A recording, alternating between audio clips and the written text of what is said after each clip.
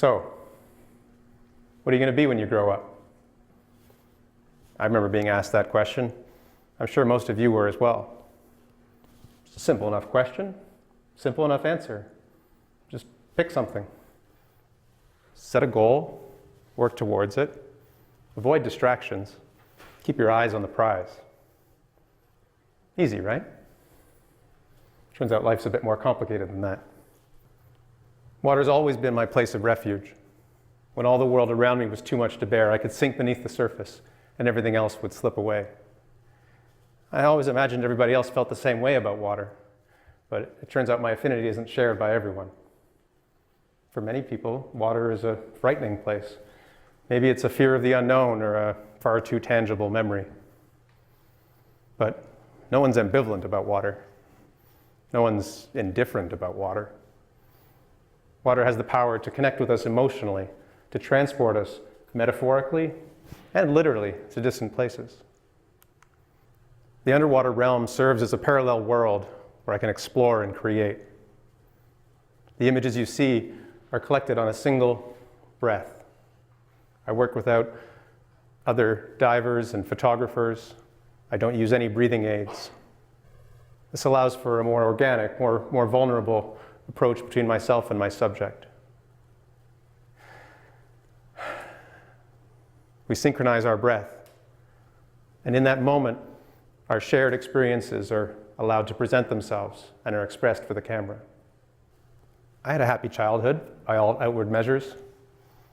I was third of 4 children. I had a stay-at-home mom, a hard-working father that I didn't see nearly as much as I would have liked. I was encouraged in my pursuits. Be creative, artistic, adventurous, athletic. I wouldn't say I was showered with praise, but I was supported. My grandfather was a cardiologist, my father an orthopedic surgeon. I was never pressured into it, but it seemed like a noble pursuit. So I set my sights on medicine. I was going to become a doctor. I had a goal, and I was determined to achieve it. But I always knew I was different. I wasn't sure how or why. I loved to perform, to take to the stage.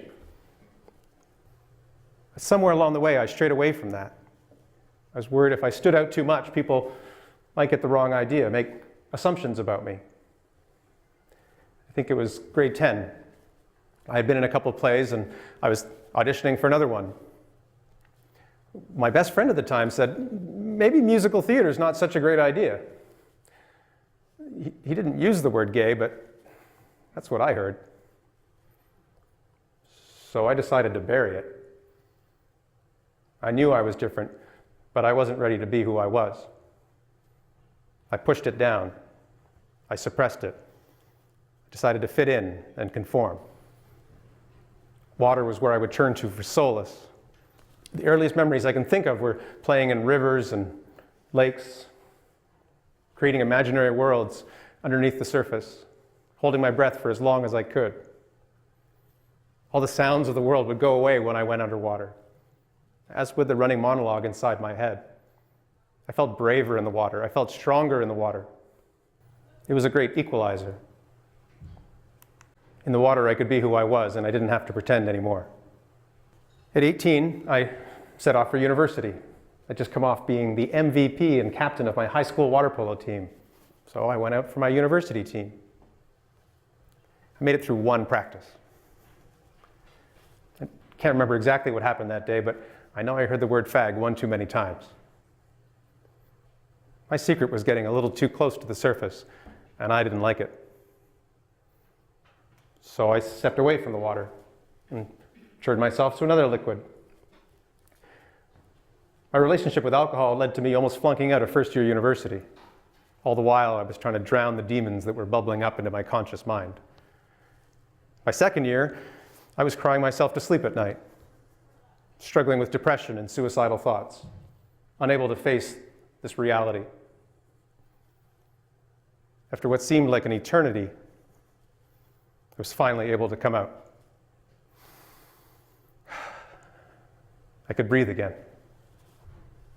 But I still had a goal. I had to put my head down and achieve it. I was going to become an orthopedic surgeon and nothing was going to get in my way. I miraculously pulled up my marks and got into medical school. Started to find my groove and things came easier.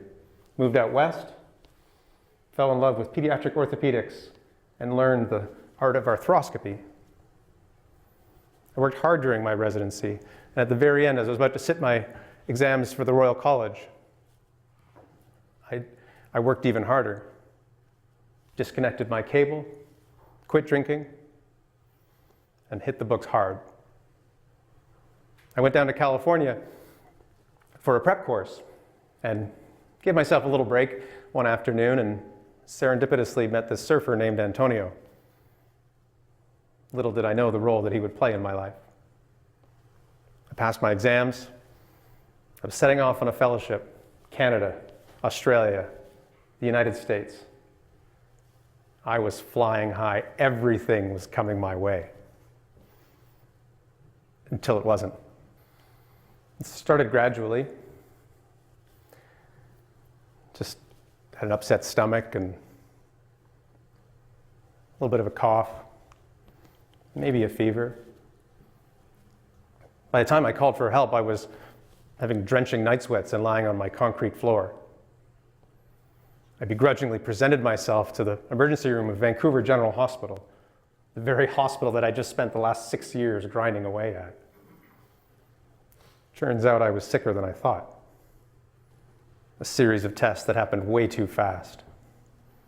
Admitted to a monitored bed, slipping in and out of consciousness. I was transfused 3 units of blood. My red blood cells had been cut in half down to 72. My fever was over 40 degrees. I was put on potent antiviral medications, placed on pulse steroids. Calls were made on my behalf. And within 24 hours, my family had flown in from Ottawa. Antonio had dropped everything in California and was at my bedside. I recognized this pattern. This is what happens when somebody's about to die. Antonio and I were forced to fast forward our relationship. We solidified that we were in this for the long or very short haul. Everything that I had worked for, everything that I had sacrificed, everything was going to be taken away before I'd even had a chance to begin. After a week or two, it turned out I was going to survive. So, what did I do? Double down. I had to overcome this adversity that had been so unceremoniously thrown in my path. While lying in my hospital bed, I received a job posting for an academic position at the Hospital for Sick Children. They were looking for somebody with training in pediatric orthopedics and arthroscopy. I chose to take this as a sign. So, while still lying in my hospital bed, IV still running and my future far from certain, I cobbled together some kind of a resume and threw my hat in the ring. Rigorous interviews, much deliberation, I got the job. I had finally reached my goal. This thing that I'd wanted my whole life lay in front of me. And I was petrified. We moved to Toronto, and I felt like I had reached the mountaintop, this summit that I had been climbing my whole life, and I was finally there. Now, I was ready for it to be hard, but it was harder than I thought. The pressures and stresses of day-to-day life started to build. I would work harder and get better, but then I got busier and more would get piled on. I would start to feel disconnected and a victim of my own success. I lost that sense that I was providing good care for my patients and being a good partner to my colleagues. I knew I had to find some kind of work-life balance. I turned to physical pursuits, entered some Ironman races, and we started traveling more. On a particular trip down to Barbados, we were out surfing and I was not doing well. So I paddled in, ditched my board, and stared back out at the water. I remembered that we had a little disposable waterproof camera with us and decided just to swim out with it. I could feel the ocean start to move me. And just moments before, I'd been frustrated and angry, and now it's like it was taking me backwards. It was transporting me somewhere. I looked at the world from a whole new perspective and felt reassured by the water again. Something shifted that day. I was hooked. This curiosity turned into a hobby, turned into a passion. I was moving into a world that I never imagined I'd be a part of. I was traveling to far-flung places, shooting in iconic breaks around the world, competitions, pro surfers. It was incredible. But a funny thing happened as I progressed along. As I got better, I wanted to share my work with others and would send my images to brands and magazines. And when they didn't like it, I couldn't understand why. I felt disappointed when they didn't want what I was giving them. This unrequited desire for acceptance struck a chord with my inner child. I started to take the pictures that I thought other people wanted to see. And that didn't seem to work either. This world that I so desperately wanted to be a part of wanted nothing to do with me. I felt myself slipping back into the closet. But I was conflicted. I knew I needed to shoot more. I needed to be in the water. I reached out to the University of Toronto swim team and they invited me to join them in a practice. I slipped underwater and all these images that I remembered from my childhood came flooding back. I lay on the bottom of the pool and stared up and saw these swimmers swimming over my head. And I was just like, this is amazing. But something was missing. I was taking pictures of swimmers swimming. I wasn't creating anything. I was just documenting what was happening. I needed to push myself further. I got up the nerve to invite a couple of the swimmers to join me in a closed pool for a photo shoot.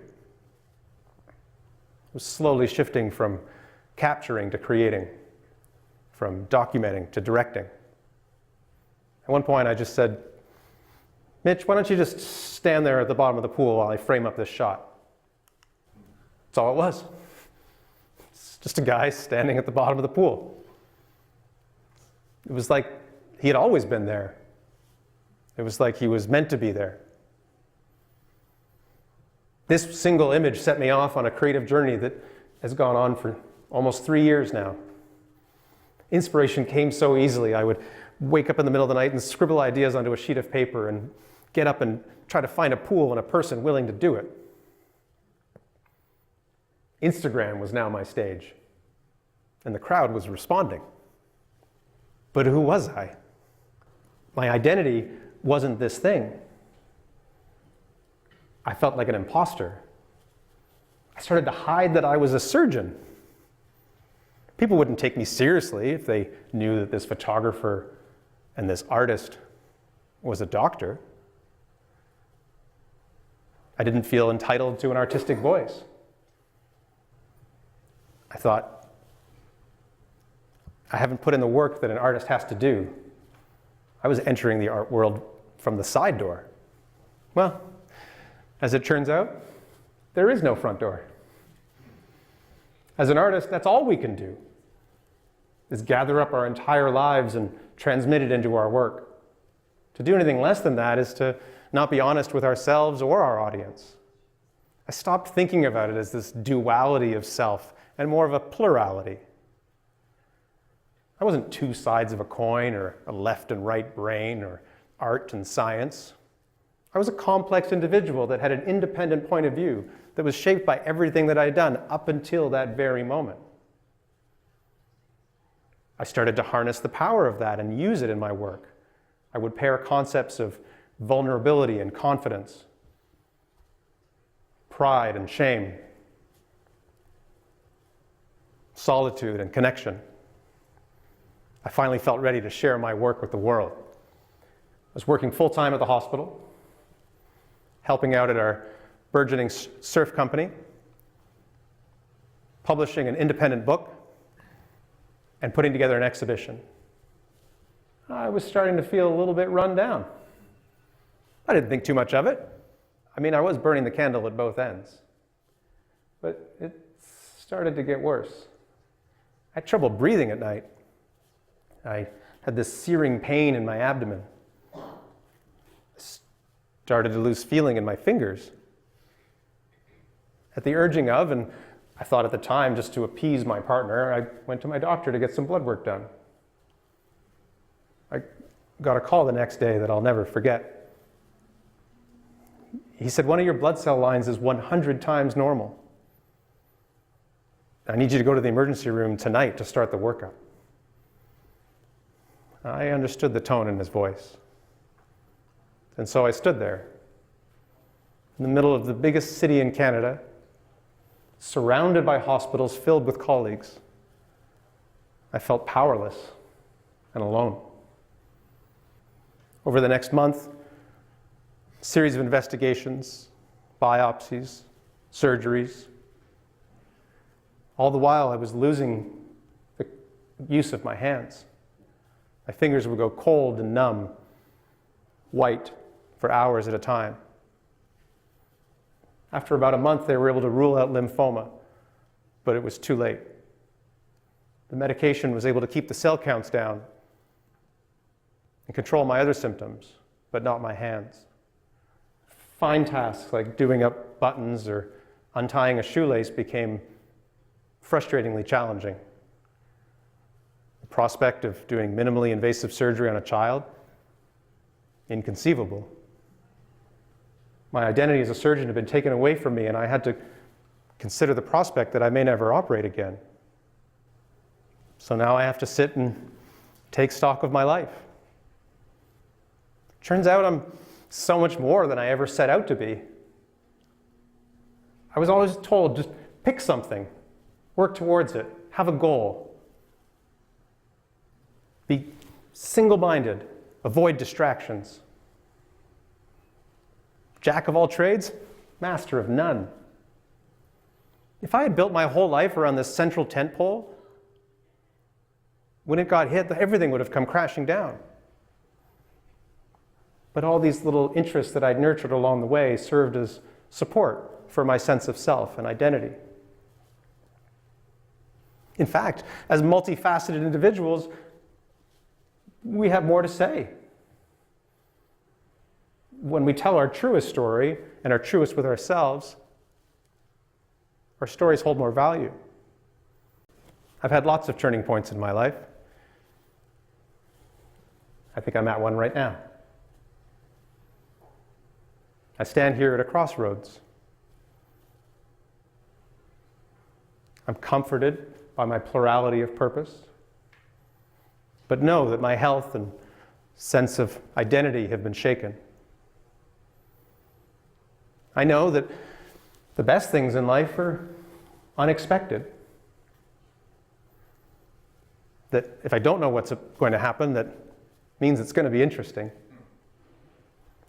No great thing has ever happened without adversity. So, what are you going to be when you grow up? Turns out there never was and never should be a simple answer to that question. We're all the culmination of our life's experience that have led to where we are in this exact moment. We are so much more than we or anybody else thinks that we are.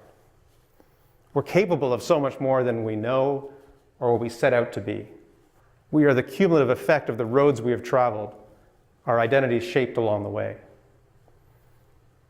Because in the end, the only story you can tell is your own.